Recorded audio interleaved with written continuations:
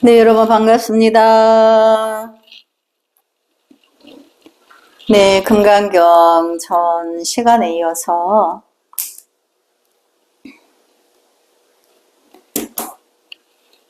286페이지 한번 볼까요?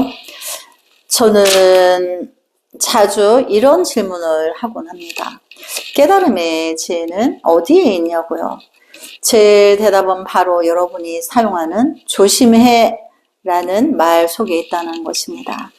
이 한마디가 바로 도입니다. 유의해 라는 이 한마디가 바로 도입니다. 여러분의 마음이 드러나되 거기에 머물지 않기 때문입니다. 이렇게 된다면 바로 득도한 겁니다. 조심해, 여러분은 조심할 수 없습니다. 조심할 수 있다면 바로 득도한 겁니다. 그러니까 이제 우리 중생은 모든 안이비설신의 전도망상에 늘 휘말리고 있어요. 근데 그 매일 순간에 조심해, 이렇게 유의해, 이렇게 자기가 알아차리면 휘말려 있던 그 전도망상의 휘말림에서 벗어난다는 거죠. 그러면 그것이 바로 득도한 거다. 바로 그 전도망상이 끊어지기 때문에. 그래서 그 자리를 바로 가르쳐 주는 거죠. 이것을 이제 우리가 직지법문이라고 그래요. 바로 지적해서 그 자리를 가르쳐 준다는 거죠. 근데 이제 중생이 미혹하여서 업이 두꺼우면 전도망상이 너무나 왕왕하고 강해서 조심해, 유의해야 돼, 이렇게 말을 해줘도 거기에 망상이 끊어진다던가 알아차림이 안 된다는 거죠. 그래서 여러분 그게 안 된다, 이렇게 말하는 거죠. 그래서 여러분은 조심할 수 없습니다, 이렇게 말하는 거예요. 그래서 세상의 모든 것들을 모두 통속적인 것이라 생각해서는 안 됩니다. 이들은 모두 금강반야바라밀입니다. 그러니까 어느 문장이나 어떤 모든 것들을 두고 자기가 바로 알아차리기만 한다면, 그러니까 모든 상황 속에서 조심해, 유의해, 아니 내가 한 생각에 끄달려 다니고 있구나, 이렇게 알아차리기만 한다면 그 모든 언어나 문자나 문구들이, 어떤 말들이, 그것이 금강반야바라밀이 된다, 그 뜻이죠. 제일 평범한 한 마디라도 여러분이 그것을 이해할 수 있다면 바로 성인의 설법입니다. 그렇죠. 참으로 지혜로운 강의죠. 유의해, 누가 능히 유의할 수 있겠습니까? 조심해, 누가 감히 조심할 수 있겠습니까? 이렇게 할 수 있다면 바로 득도한 겁니다. 그러니까 매 순간에 자기가 알아차림을, 내가 매번 그 생멸의 전도망상에 끝없이 생각이 일어나고 사라지고 하는 그 찰나를 내가 이렇게 분별에 떨어져 있구나, 이렇게 알아차리기만 한다면, 그걸 그때 똥이라 해도 그것이 금강반야바라밀이고, 그것이 뱀이라고 해도 그것이 금강반야바라밀이다, 이걸 말해주는 거죠. 황산곡과 회당선사 내용을 볼까요? 방금 살펴봤듯이 부처님은 반야바라밀은 곧 반야바라밀이 아니며 그것을 일러 반야바라밀이라 한다라고 했습니다. 우리가 이 이제 문장을 이해하기가 상당히 어렵죠. 그래서 이 속에 또 하나의 의미가 내재되어 있는데 우리는 이것을 이해할 필요가 있습니다. 부처님이 대지혜의 성취, 즉 반야바라밀을 지혜가 피안에 이르는 것이라 했기에 불법을 배우는 사람들 중에는 날마다 지혜를 구하기 위해 애쓰는 사람도 있습니다. 그러나 반야바라밀은 곧 반야바라밀이 아닙니다. 성불의 지혜를 바깥에서 구하려 해서는 안 됩니다. 지혜는 세간의 일체를 벗어나 있지 않습니다. 세상의 법이 곧 불법입니다. 그러니까 모든 순간을 찰나찰나를 알아차리기만 한다면 지혜 아닌 게 없고 금강반야바라밀이 아닌 것이 없다는 것을 말하는 거죠. 그래서 반야바라밀이라는 그 용어 자체가 반야바라밀이라는 일이 아니다라고 말하는 것은, 우리가 반야바라밀은 깨달음에 이르기 위해서 닦는 길을 반야바라밀이라고 해요. 그리고 또 다른 말로 하면 도라고 하죠. 우리 용어로 하면. 그런데 그 반야바라밀이라고 하고 도라고 하는 그 도는 길도자를 말하죠. 방법, 방편, 방향을 말하는 거예요. 그런데 그 반야바라밀이라는 그 용어를 본질의 그 속뜻을 이해하지 못하면 그것이 반야바라밀이 되지 않는다. 그런데 누군가는 그 진실한 뜻을 알아서 자기의 심한이 확 열리게 되죠. 말하자면 이제 육조 해능이 응무소주의 생기신 이 말을 들었을 때 바로 마음에서 자기가 확 그 해안이 열려서 모든 걸 알아버린 거예요. 그럼에도 불구하고 자기가 큰 스승을 찾아가서 자기 마음 자리를 점검을 하기 위해서, 검증받기 위해서 홍인 스승을 찾아가게 된 거죠. 그래서 그 반야바라밀은 그 용어가 그 깨달음의 길이 아닌 거고, 내 안에서, 자기 심 안에서 그 깨달음의 그 방향이 자기 마음 안에 있다는 것을 말하는 거예요. 그렇게 되면 세상의 모든 것이 불법 아닌 게 없다.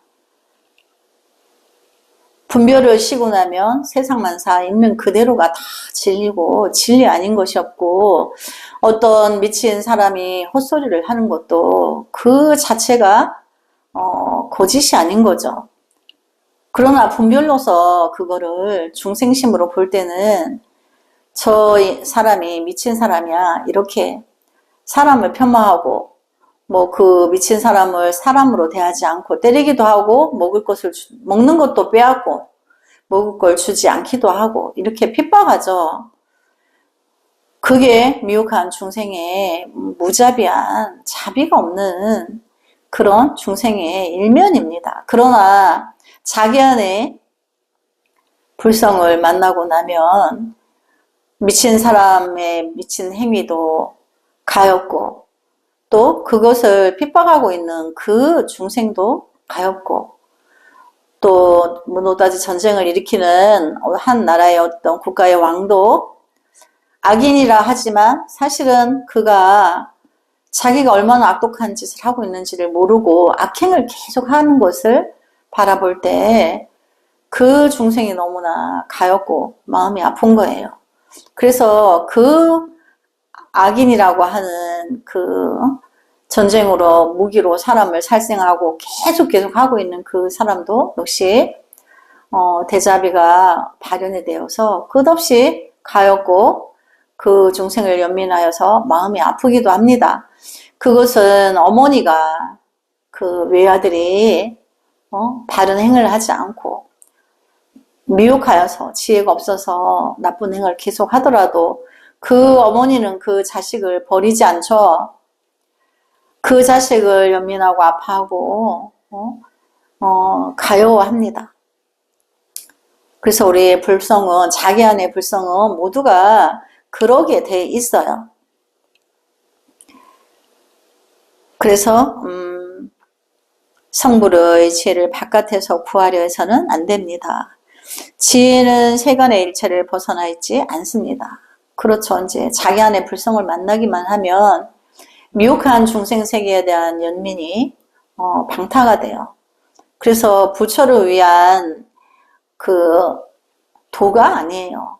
미혹한, 아직 마음의 눈을 뜨지 못한, 부처로서 부처의 눈을 뜨지 못한 일체 중생을 향한 연민으로 그들을 구해서 함께 성불하기 위한 날들을 가는 것이 부처님의 진실한 마음이죠. 그래서 세상을 초월해 있다 하니까 미혹한 세계를 초월해서 의식 자체는, 지혜 자체는 거기에 있지 아니하지만 깨달은 자는 곧 미혹한 세계를 향하여서 그 연민으로 무주상보시를 끝없이 실천하게 됩니다. 그래서 중생계를 위한 무주상보시이지 부처와 보살의 윗세계에 대한 그 무주상보시가 아닌 거죠.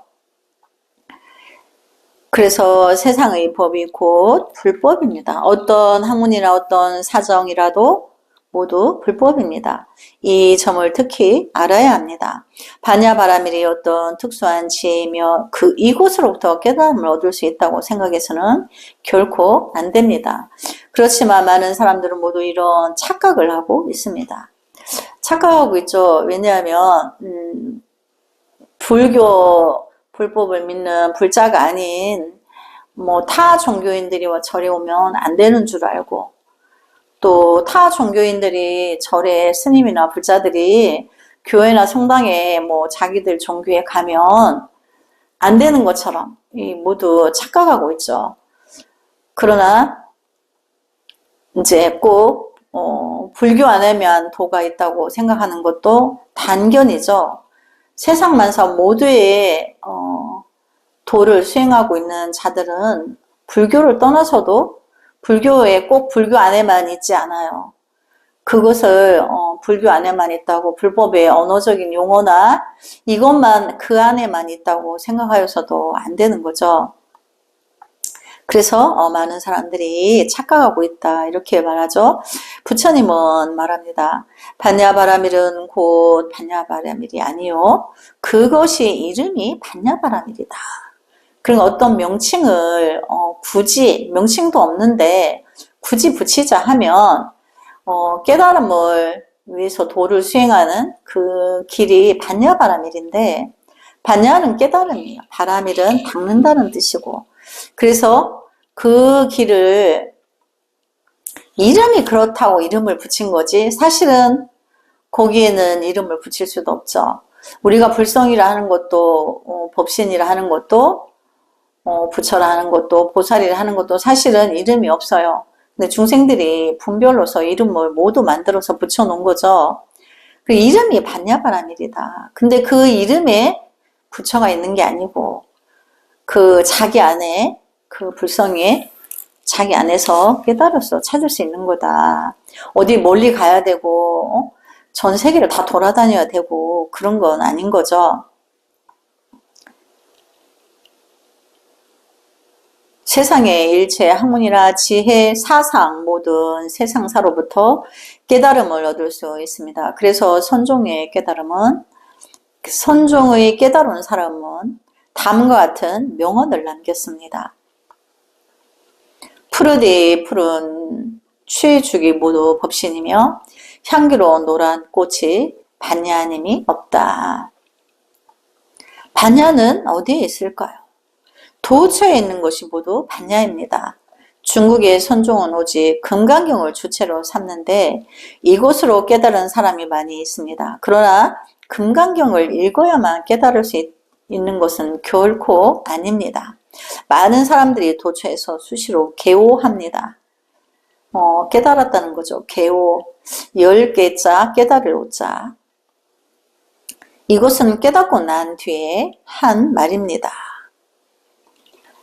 그래서 푸르디 푸른 취주기 모두 법신이며, 일체의 삼라만상이 다 법신이 아닌 게 없고, 또 향기로운 그 꽃이 만발한 모든 그런 자체가 반야 아닌 게 없다. 그렇지만 그 꽃에 반야가 있다는 게 아닌 거죠. 그 진리 자체를 비유해서 말했을 뿐인 거죠. 그래서 그 취족이나 꽃은 비유해서 그렇게 말할 뿐인 거지, 언어와 문자인 것처럼 그 반야바라밀이라는 그 용어에, 그 이름뿐인 용어에, 이름뿐인 취족이나 꽃에 반야가 있는 건 아닌 거죠. 비유해서 그렇다는 뜻입니다. 사실 지금 도로만 한번 내려다보더라도 차량의 행렬이 흐르는 물과 같고 용과도 같습니다. 이것이 바로 반야입니다. 내려다보고 알아낼 수 있다면 곧 깨달을 수 있습니다. 바로 푸르데이 푸른 취족이 모두 법신입니다. 도처가 모두 불생 불사의 법신입니다.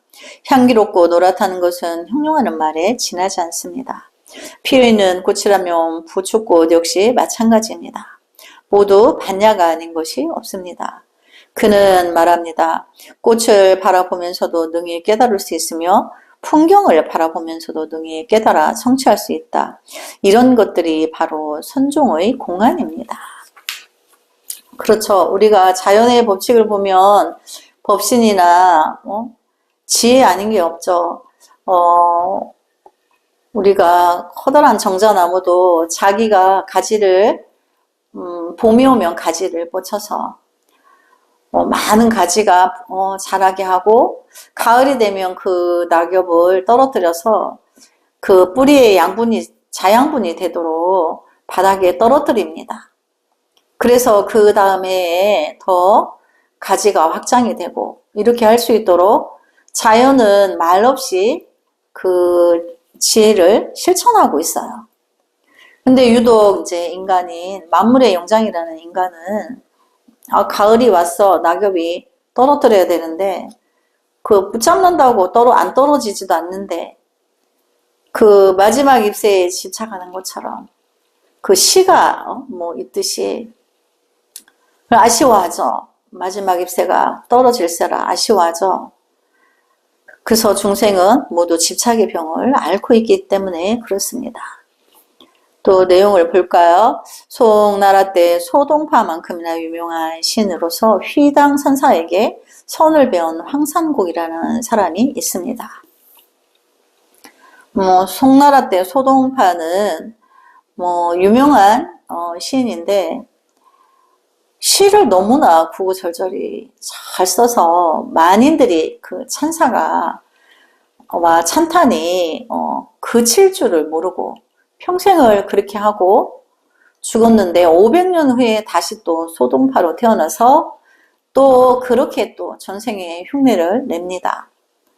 근데 그것이 돈은 아니죠.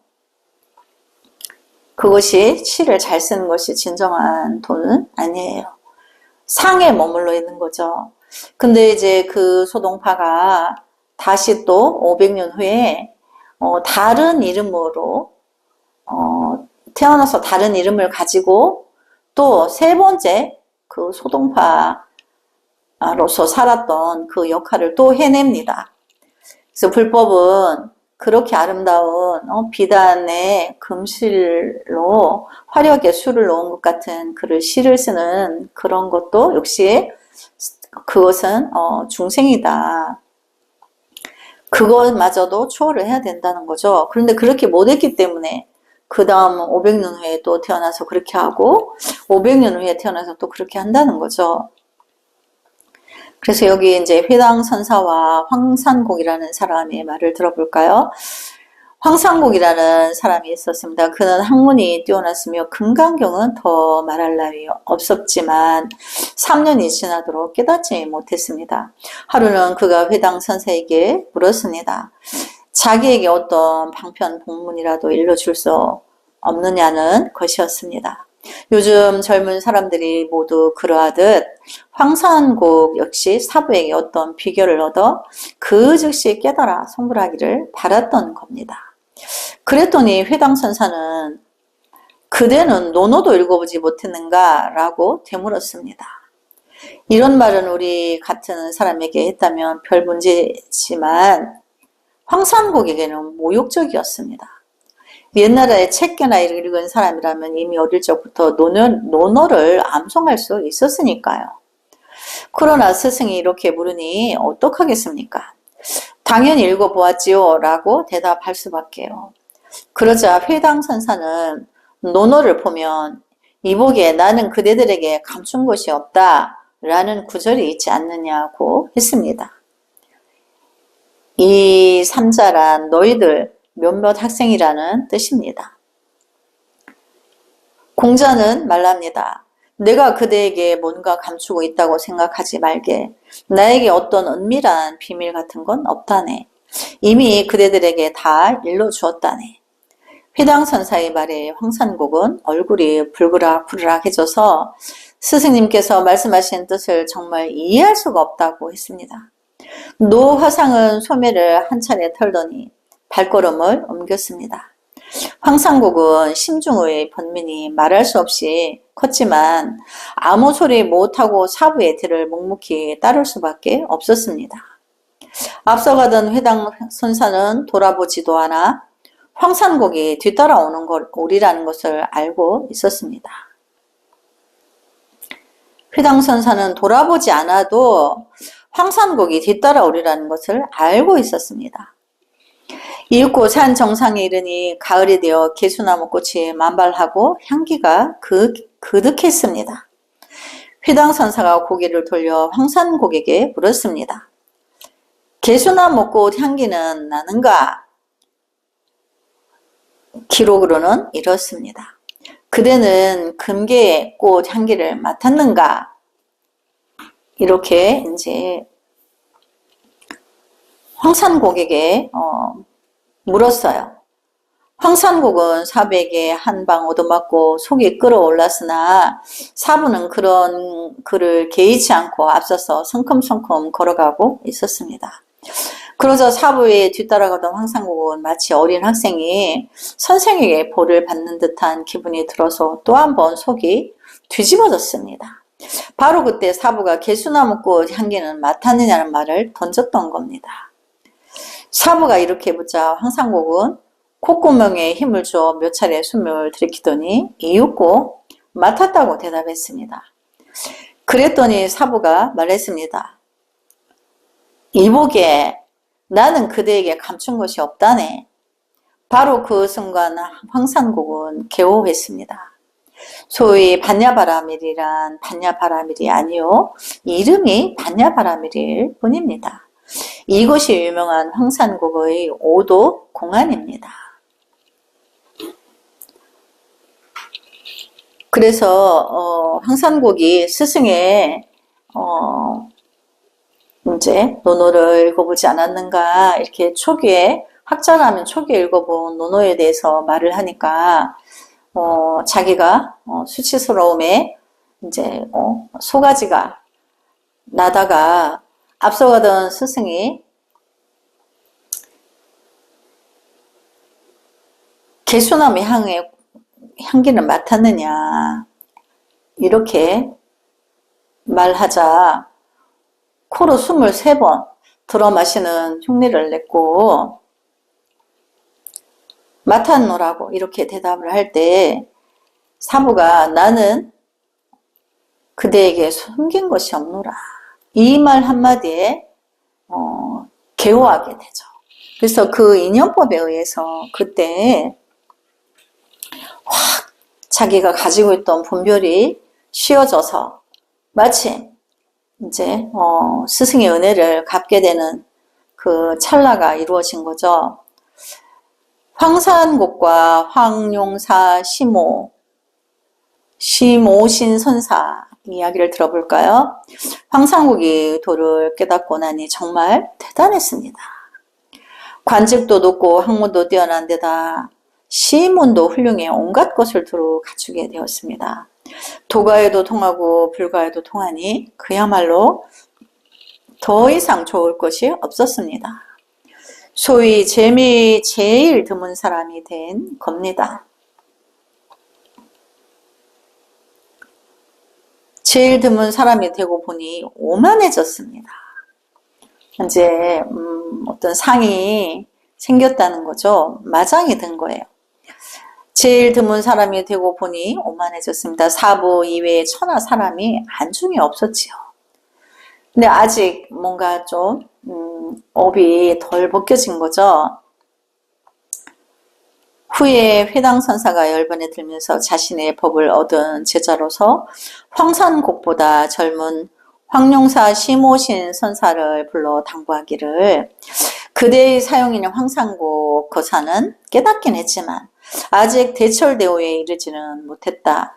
반밖에 깨닫지 못했으나 누구도 그를 깨닫게 하기 어려울 것이다. 이제 나는 떠나니 그대가 방법을 찾아서 그를 잘 교화하도록 하라고 했습니다. 황룡사 시모시는 즉시 황상곡에게 통지해 사부가 열번에 들어 화장을 해야겠으니 얼른 이곳으로 오라고 했습니다. 스님이 입적하면 책상다리를 한 상태로 바깥으로 옮겨놓은 후 득법 제자가 불을 들고 앞에 서서 화장할 준비를 합니다. 앞에 서는 것은 설법을 하기 위해서입니다. 바로 그때 황산곡이 달려왔습니다. 와서 보니 어린 사제 한 명만 앞에 서 있었습니다. 황룡사 신모씨는 비록 나이는 어렸지만 대철대오를 이룬 사람으로서 황산곡보다 경계가 높았고 또 스승의 지위를 계승한 스님으로서 법을 집행함이 삼과도 같았습니다. 황산곡이 도착하자 황룡사 신모씨는 불을 들고서 사형을 향해 말했습니다. 사형께 묻습니다. 이제 막 불을 붙이려 합니다. 그러면 사부의 육신은 제가 되고 말 겁니다. 이 불을 던지면 사부는 사라집니다. 사형과 사부는 어디서 다시 만나겠습니까? 대답해 보십시오. 이렇게 어린 시모신 선사가 말을 하니 황산곡은 대답할 수 없었습니다. 그렇지요. 이 문제는 아주 엄중합니다. 사부의 육신은 채로 변해버릴 것이고 자신도 장래에 죽어 없어질 겁니다. 두 사람이 어디서 다시 만나겠습니까? 여기 앉아있는 여러분도 한번 말해 보십시오. 어떤 사람은 서방 극락세계에 만나리라 말하겠지만 황산곡은 그렇게 말할 수 없었습니다. 다른 말이 필요 없습니다. 여기 앉아있는 여러분 모두 현재의 사람이지만 여러분도 돌아가 밤이 되면 잠을 자고 저도 밤이 되면 잠을 자니 우리가 어디서 다시 만날 수 있겠습니까? 바로 이 문제입니다. 그 순간 황산곡은 대답은커녕 얼굴이 새파랗게 질리다 못해 까맣게 변해서는 찍소리도 못한 채 돌아갔습니다. 황산곡에게는 연이에 불행한 일이 일어나는데 당시 그는 정치적 알력으로 인해 황제로부터 관직을 강등당하여 귀주의 연주 공매국으로 전임하게 되었습니다. 그렇게 높은 지위에 있다가 일순간에 한나 시골 구석의 말단 관원으로 전락했으니 보통 사람이라면 이런 상황에서 어떻게 견뎌낼 수 있겠습니까? 그렇죠. 자기가 귀한 사람이 되었다가 자만으로 이제 교만하고 방자한 마음이 성성한데 황제의 명으로 그 높은 관직에서 이제 어떤 시골로 이제 가게 되었다는 거죠. 그래서 그 이루 말할 수 없는 자기 자신에게 그 피폐함이 이루 말할 수 없었겠죠. 그래서 앞에서 무위의 복이 훨씬 중하다는 것을 살펴보았지만 억세게 재수 없는 상황이 그로서는 도리어 수행에 힘을 준 기회가 되었습니다. 그러니까 이제 시골로 말단 직원으로 내려가서 오히려 이제 수행하기 좋은 상황이 환경이 됐다는 거죠. 계름의 노상에 이르기까지 두 사람이 파견되어 그를 호송했는데 이들은 황산곡이 장차 다시 높은 관직에 오를지도 모른다는 두려움 때문에 그를 함부로 대하지 않았습니다. 그래서 그는 가는 도중 줄곧 타자하여 참선을 했습니다. 이제 호송되어 갈 때 자기가 가보자 하여서 이제 그 수행의 자세로 갔다는 거죠. 상의하여 한 차례 낮잠을 자기로 했습니다. 옛날 사람들이 베개는 나무로 만든 것이었는데 그가 몸을 눕히려다가 그만 잘못해서 베개가 꽝 하고 땅으로 떨어졌습니다. 그는 깜짝 놀랐는데 바로 그 순간 진정한 개호를 했습니다. 그 이제 인연의 시절이 오다 보니까 그 호송하는 사람들과 상의해서 잠깐 쉬어가자고 잠시 이제 목숨을 두고 잠들었다 다시 가려고 하는 그 찰나에 그 목숨이 튕겨져 나가서 꽝 하고 소리를 나는 그 찰나에 이 황산곡이 개왔다는 거죠. 깨달았다는 거죠. 크게. 그래서 그는 잠을 청하려던 것도 그만둔 채 즉각 편지를 써서는 사람을 시켜 여산에 있는 황룡사 시모신 선사에게 급히 전하도록 했습니다. 편지 내용은 이랬습니다. 평소 내 문장이나 도에 대해 천하의 그 어느 누구도 공경하지 않는 사람이 없었다오. 단지 스님만이 나를 인정하지 않았는데 지금 생각해보니 그 은혜에 어떻게 감사드려야 할지 모르겠어. 그러니까 이제 황산곡이 예전에 그 소동파처럼 시를 잘 쓰고 널리 칭송이 자자한 그것에 대해서 그 시모신 그 스님이 그것이 정법이 아닌 줄 알고 인정해주지 않았던 거에 대해서 지금 생각하니까 너무나 감사드린다. 이렇게 편지를 썼다는 거죠. 깨닫고 보니까 그것이 자기에게 너무나 진정한 충정이었던 거예요. 모든 이들은 칭송하고 칭찬하고 찬탄하기 바빴는데 유독 시모산 그 스님이 어린 스님임에도 불구하고 칭찬하거나 인정해준다거나 이렇게 냉정하게 대했다는 거죠. 그러지 않았다는 거죠. 그래서 자기는 마음에 이제 한켠에 그 어떤 마음에 그 아픔이 있었는데 지금 생각해 보니 깨닫고 보니까 개호하고 보니까 그들에게 너무나 감사드린다. 그래 은혜에 어떻게 감사드려야 할지 모르겠어. 이렇게 이제 편지를 써서 보냈다는 거죠. 이 때문에 반야바라밀은 고 반야바라밀이 아니라는 것입니다. 한 걸음 더 나아간 진정한 의미에서 우리는 세상의 일제법이 모두 불법이라 해석할 수 있습니다. 불법을 배우기 위해서는 불법 그 자체에 얽매여서는 안 됩니다. 그래야만 비로소 불법을 배울 수 있습니다. 이렇게 되어 있는데 예전에 그 우리나라 성철 큰 스님께서 말씀하신 본문에 보면 진정한 불자는 불법도 버려야 된다. 왜냐하면 불법이라는 경전이 너무나 위대하고 너무나 원대하니까 사람들이 그게 너무나 공경해서 거기에 집착한단 말이에요. 그걸 버리지를 못하는 거죠. 그거를 다 통달하고 그것도 버리고 자기의 우주상보시를 실천적으로 해 나가야 되는데 경전에만 이제 탐착해서 빠져 있다는 거죠. 그래서 그것도 벗어나야 되는 거다. 그래서 불법을 배우기 위해서는 불법 그 자체 얽매여서는 안 됩니다. 그래야만 비로소 불법을 배울 수 있습니다. 만약 얼굴에 불교를 냄새를 잔뜩 풍긴다거나 입만 열면 부처님 이야기요 머릿속에 온통 불교 교류로 가득 차 있다면 이미 끝장난 겁니다. 물론 그렇게 해야 되지만 너무 그 강도가 지나치면 집착이 되죠. 그것에 집착이 되면 그것이 부처님이 이제 전하고자 하는 바른 진리에서는 벗어난다는 거죠. 그것은 이미 반야바라밀이 아닙니다. 이런 중요한 문제를 해결해 놓고서 아래 내용을 차근차근 살펴보기로 합니다.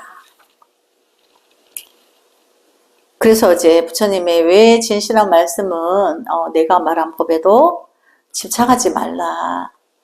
그 진실한 그 문자와 언어 너머에 있는 깊은 진리를 깨닫고 그 다음을 이제 가라는 거지. 경전의 문구에만 집착하라는 게 아닌 거죠. 우리가 처음 공부하는 사람들이 경전을 읽다 보면 너무나 모든 내용들이 소중하고 너무나 거룩하고 마음에 와닿고 또 아름답기 때문에 감동하게 돼요. 그러다 보면 책에, 이 문자 책에 집착하게 되죠. 그래서 어느 책 어느 구절에 뭐라고 말이 나와 있는데 이렇게 이제 기억하고 의미를 되새기면서 끝없이 집착을 하게 돼요. 근데 이제 그것이 병폐다. 그것도 버려라. 본질을 이해하고 나서는 버리라는 거죠. 그래서 거기에 이제 집착하는 것을 법박이다. 이렇게 말을 해요.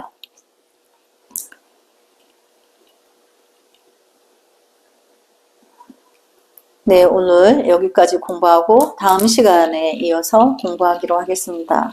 남은 서가모니불 성불하지 않겠습니다.